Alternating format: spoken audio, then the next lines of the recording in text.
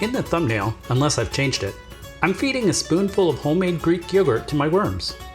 After the shot, I did feed it to the worms, which may make some people cringe. Eat up, my baby! But the worms will be fine with it, and the live cultures in yogurt are actually pretty good for worm bins and soil in general. Stay tuned to find out what else my worms got during this week's feeding. I don't have any complicated ratios of green to brown, and I don't have an extensive list of items to restrict from their diet.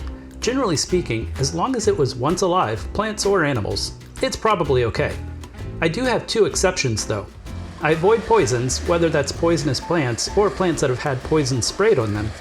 And I try to avoid seeds that I don't want to germinate in my garden. For example, while I do have hot peppers growing in specific places, I want to limit vermicast hot pepper seedlings from popping up in random spots because I don't want to bite into a hot pepper thinking it's going to be sweet.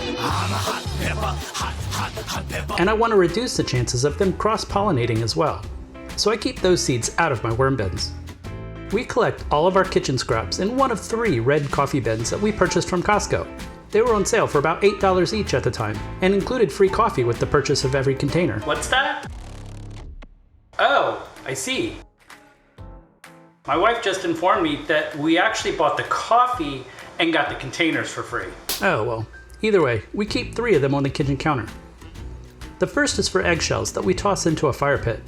The second is for liquids, such as old coffee, water from boiled eggs, the runoff from pork roast, and pasta water that I use as a liquid fertilizer. The third is for most other kitchen waste. It's the third bin that I use for feeding the worms. The containers are great for storing the scraps until they're needed for feeding for up to a couple of weeks.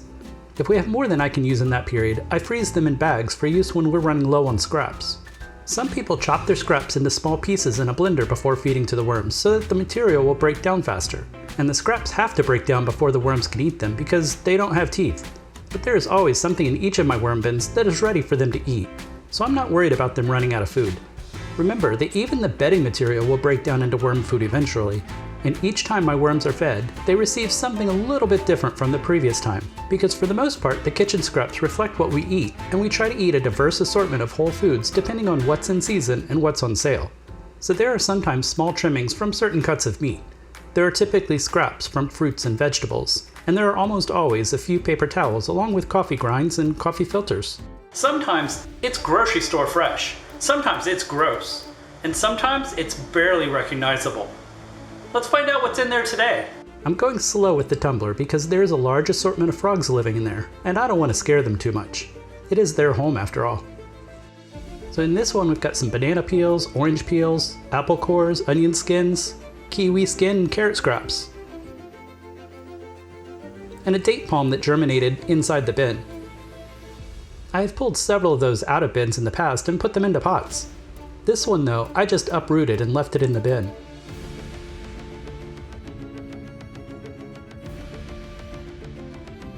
Grape stems take a long time to break down, and so I generally remove them from the bin when I see them. I just toss them straight into a garden area. So in this one we've got more paper towels and coffee grinds with the coffee filters, another banana peel, and some kiwi skins. This one is my newest worm bin, and I have a video uploaded showing how to make it. If you'd like to see it, I'll put a link in the description below. It's got a couple of grapes, some pepper pieces, and you know that cotton that's used as a filler on top of some vitamin bottles? Well, this bin got some of that today, because cotton is organic too. As we fill a red bin, I put them outside until it's feeding time, and if I have more than I need, I leave them sitting.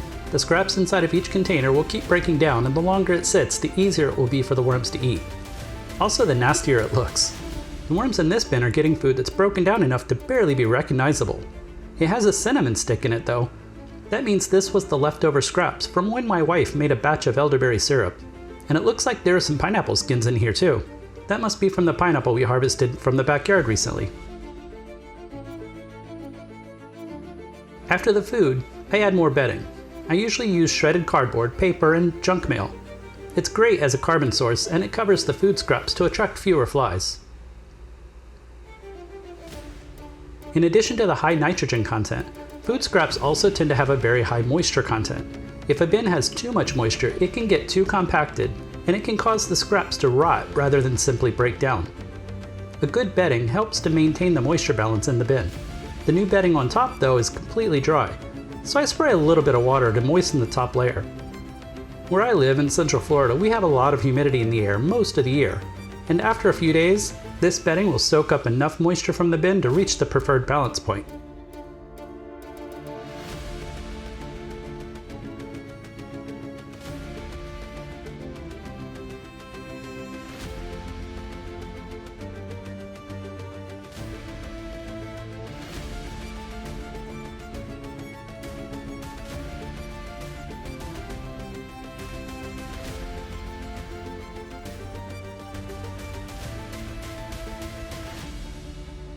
After a week of the worms doing what the worms do, let's take a look and see what's left in each worm bin.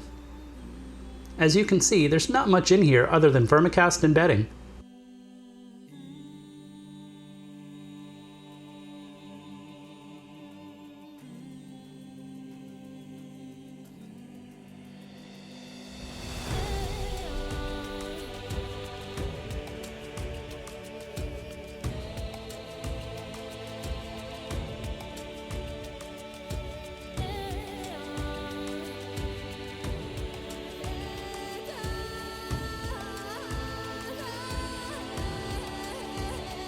Some of the orange peels are still recognizable, but they're losing their structural integrity. They're mushy, and they're very easy to tear apart.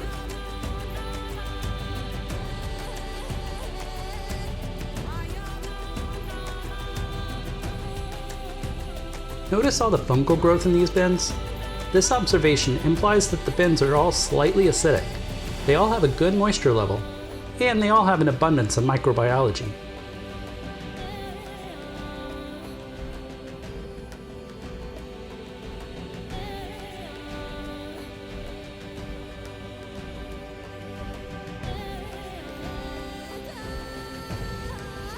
In addition to the microbiology, micronutrients, macronutrients, and bulk carbon, when I use this vermicast to feed my soil, the fungal life will also help to inoculate my garden areas with mycorrhizae.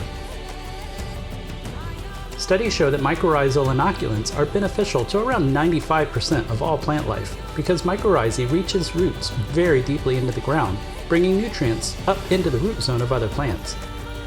This helps to reduce the need for fertilizer and for water.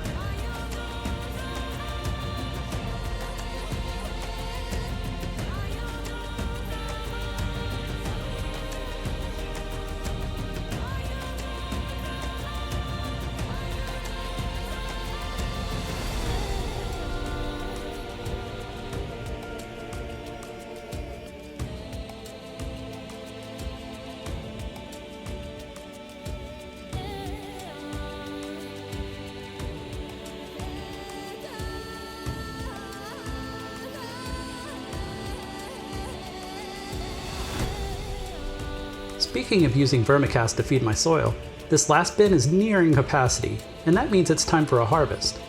If you'd like to see how I harvest vermicast and use it around my plants, make sure to subscribe with notifications turned on.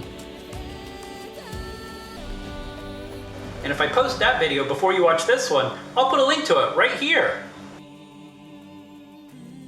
Until then, I'm going to keep on growing, and you should too.